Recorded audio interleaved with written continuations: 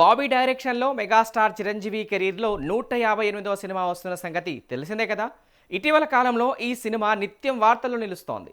ఈ మూవీలో బలమైన ఫ్యామిలీ సెంటిమెంట్, ఎమోషన్, మాస్ ఎలిమెంట్స్కి ప్రాధాన్యం ఉంటుందని సినీ సర్కిల్స్లో జోరుగా ప్రచారం సాగుతోంది.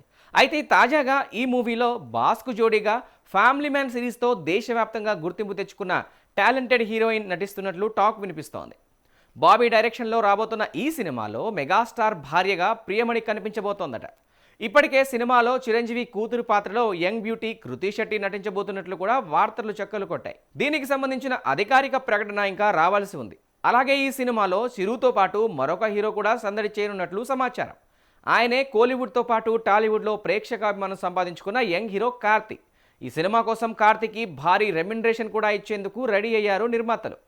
వాల్తేరు వీరయ్య లాంటి బ్లాక్ బస్టర్ తర్వాత చిరు బాబీ కాంబినేషన్లో వస్తున్న మూవీ కావడంతో ఈ ప్రాజెక్టుపై ఇండస్ట్రీ వర్గాల్లో భారీ అంచనాలు నెలకొన్నాయి.